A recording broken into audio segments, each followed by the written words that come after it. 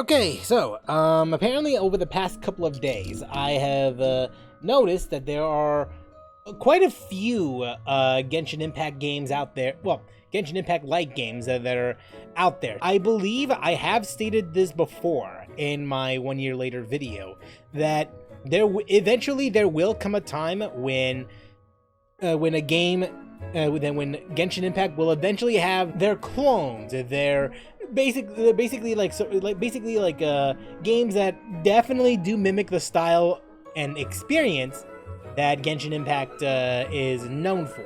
It's nothing new. It happens almost every single time, really, when it comes to the game industry. Take Fortnite, for example.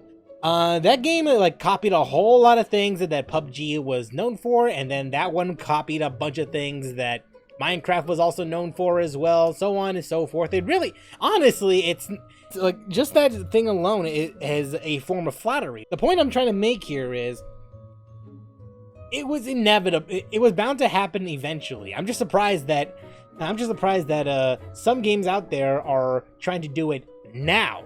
At least a little. They're cropping up a little sooner than I initially anticipated. And what we're gonna do is we're going to react to a trailer for an upcoming game called Tower Fantasy. And I have heard it by name only, and only by name. I want to say that I have seen the trailer of it before. That is a big question mark though, because it might have been a different game entirely that looks like it's Genshin Impact. And I'm not talking about Zenless Zone Zero. No. That's a different game entirely. But there are other games out there. So this is one of them. And yeah, let's go and react to the trailer here.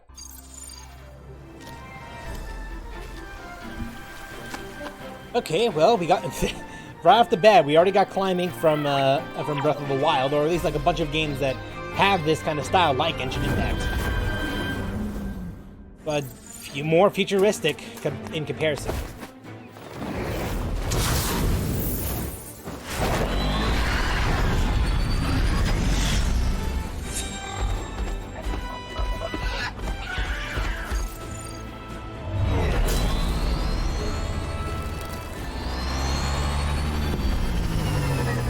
Grab the child.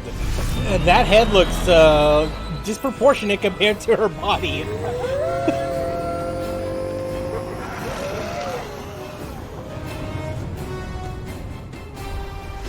Make a wish.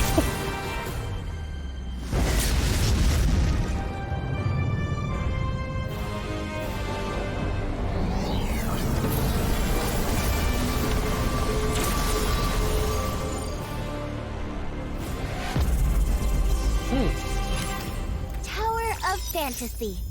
Pre-registration is now live.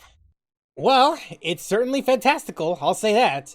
I don't know, there's something about it that doesn't rub the right way. Like, I have no idea what to think about, for this particular trailer. When it comes to game trailers, usually you would want to show off what exactly this game is all about, right? Like, it's basically just setting the mood for what this game is supposed to be.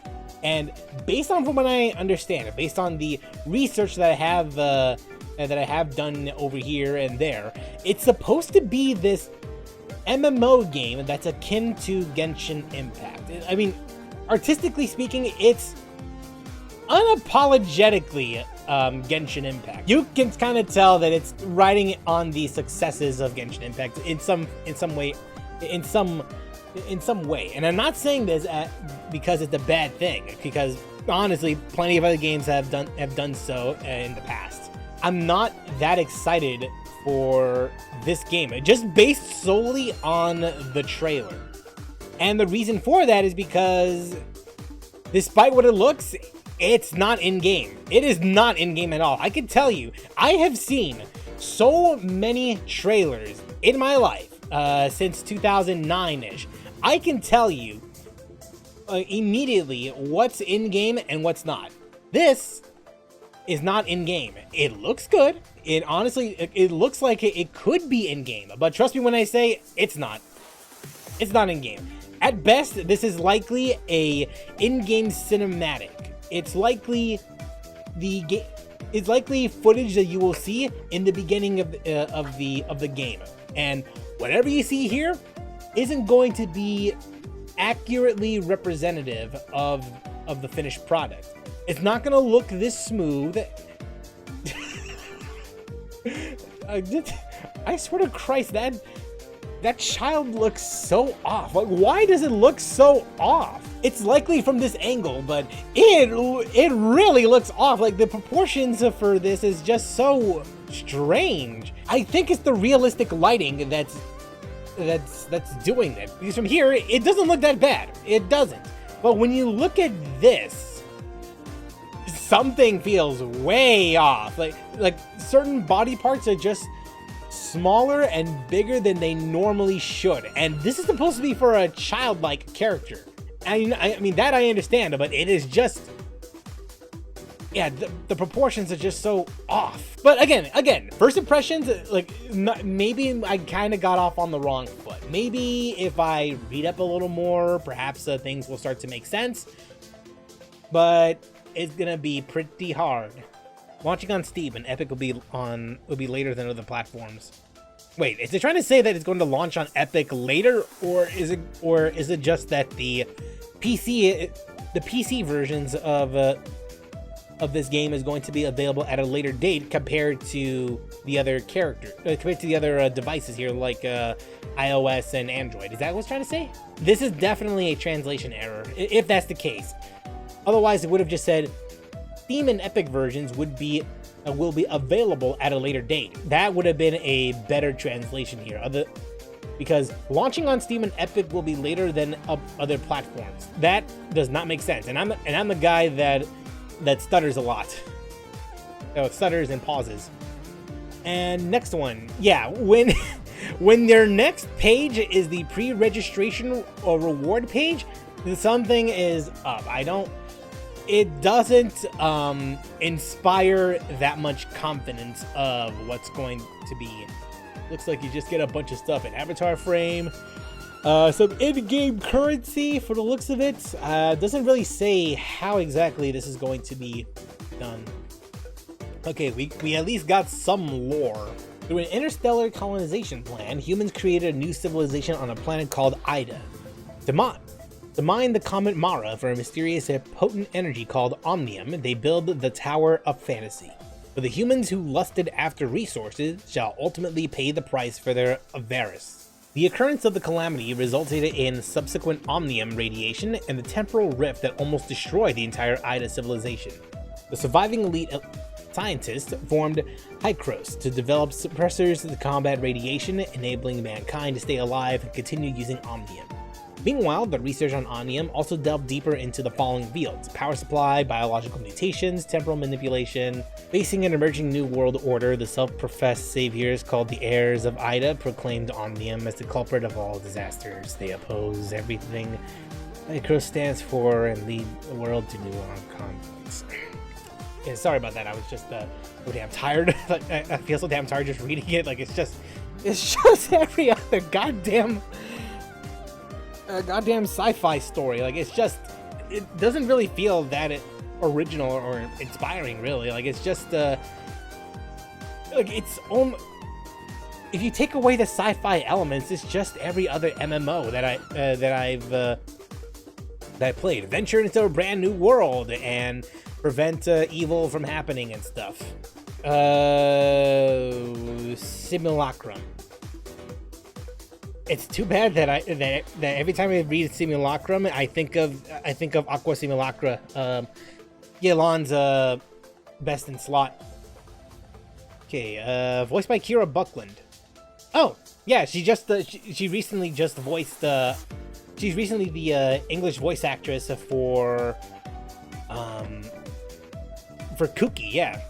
Senior executor for Hykros, who excelled in the most dangerous missions thanks to outstanding sword fighting and combat skills, keeps her distance from everyone and hides her feelings to herself, but that doesn't mean she is emotionless. Well, really, oh, wait.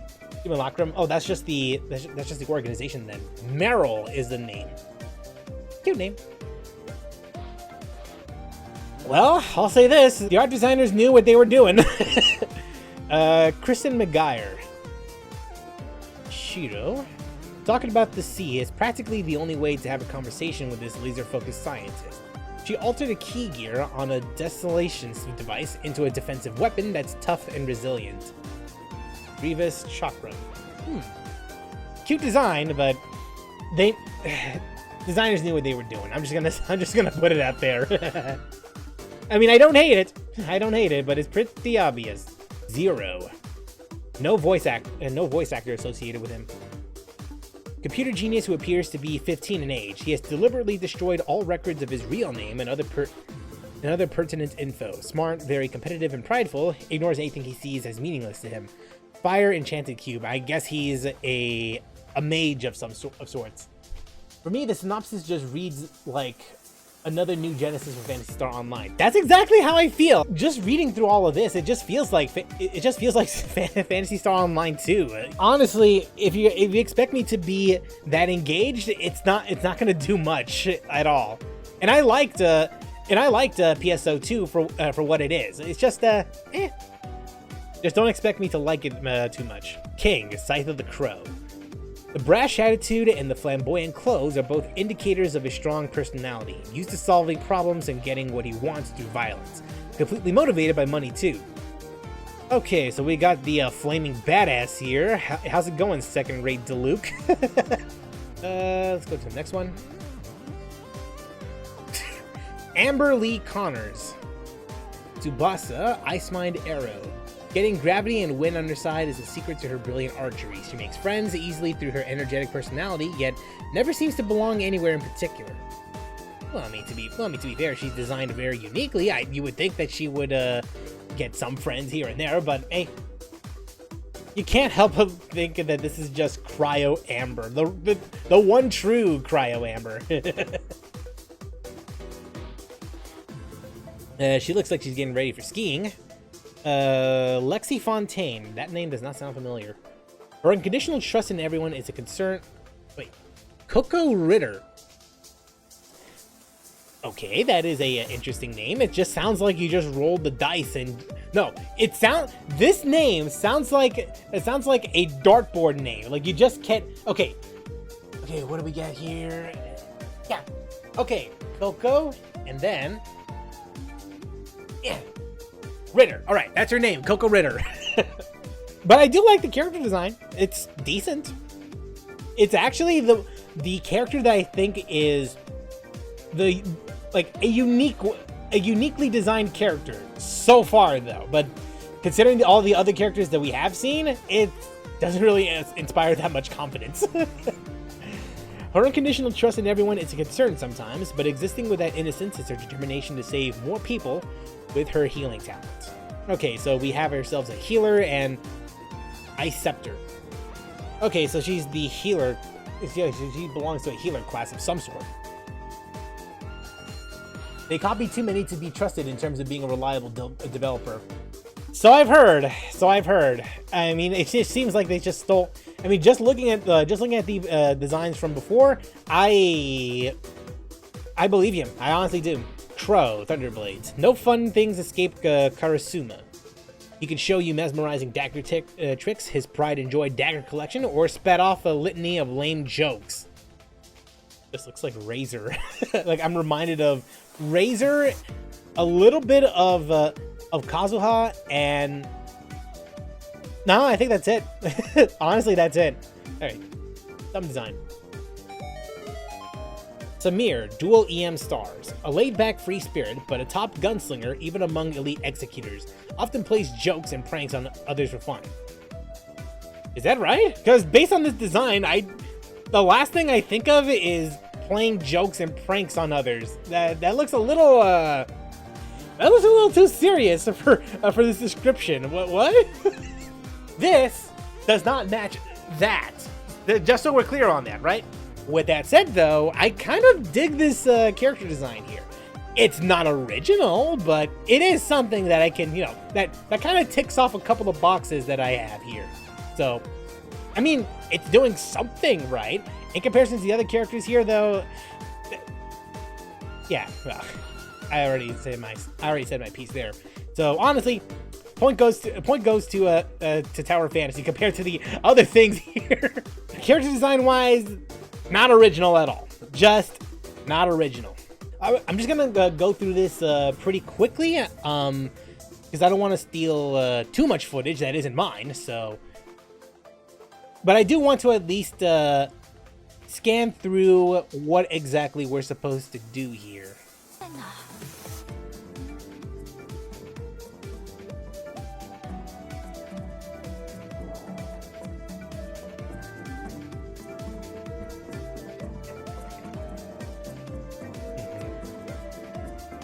All right.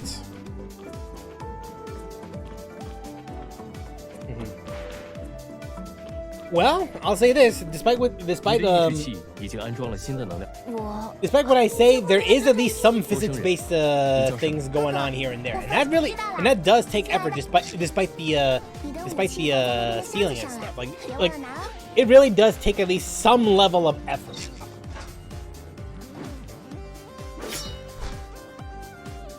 Okay, then you got yourself a blade, and I'm assuming this is supposed to be the default player character, like the Traveler and stuff. I'm sure this is only because it's on mobile, but visually, I'm not gonna lie, it looks a little. It looks like it's lacking. Like there's not enough personality that goes with it. I mean, here, let me show you something actually. When you first play Genshin Impact, what's the first thing that you see? What is the first thing that you see? You see like a beach on over there, and then you just climb up to this cliff, and you just see a vast world to explore. You basically see all of this. You see nothing but this open space. So you got foliage over here, trees over there, like building, like a city, like in the distance. It's basically just something that catches your eye. Okay, this is where I gotta go, and this is done effectively with lighting, with graphics, and basically the overall presentation. This obviously it's not original. It's in fact kind of copied from The Legend of Zelda Breath of the Wild, and that's where most of the comparisons come from. But at the very least, it looks like there's some level of effort being put behind it. There is at least something that catches your eye. The varying colors and all of this greenery. Compare that to this. Like, it's basically just mostly brown, mostly like it's mostly brown, mostly just I mean it looks post-apocalyptic, make no mistake about that. It appears to be post-apocalyptic, and if that's the design decision that they went for, then hey, more power to them. But this doesn't shout inspiring in a way that Genshin Impact does, in a way that Breath of the Wild does. It's just not. It's not something that catches the eye quickly. Okay, this is definitely an MMO.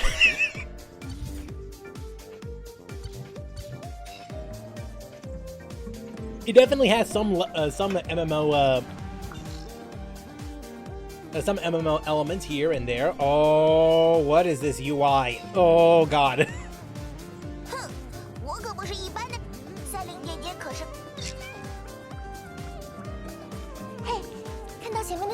Wait, is it me or does?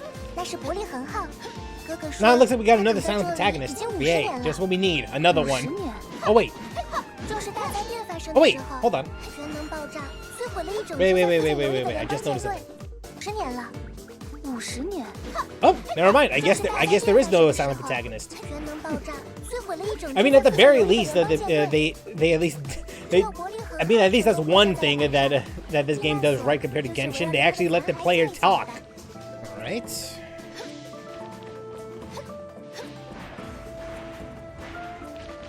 Lots of dashing. There's certainly a limit to how many times you can dash. At least just judging from this. And yeah, treasures to collect.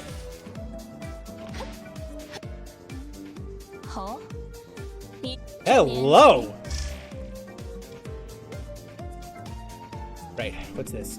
And it looks like this is character customization.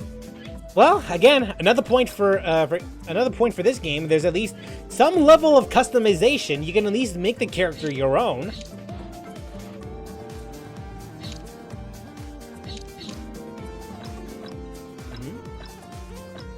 Yeah, I'm kind of liking this a little, just a little.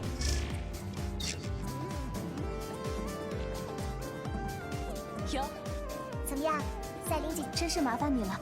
明白就好。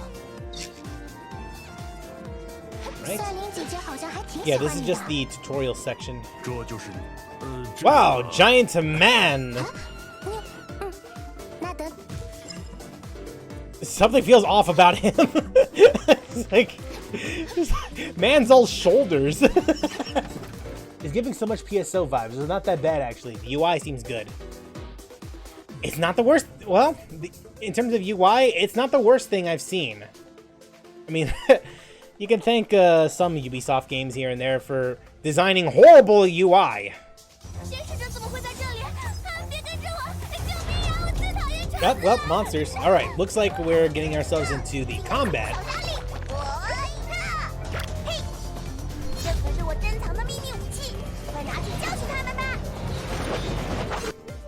Okay, combat time.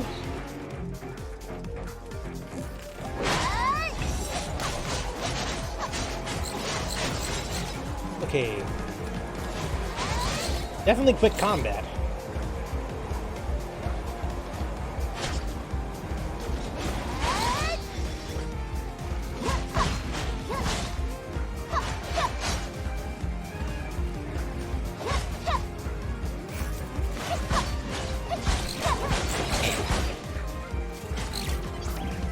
My god, yeah. It's like a combination. You are right. It does feel like a combination of Genshin Impact and PSO. Like, yeah, it's basically just a Phantasy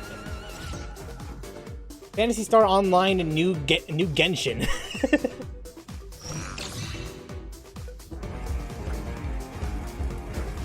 But again, I'm not saying that it's like the worst thing to ever happen. In fact, it seems like they combined some elements here and there that attempted to improve the experience, but it's nothing.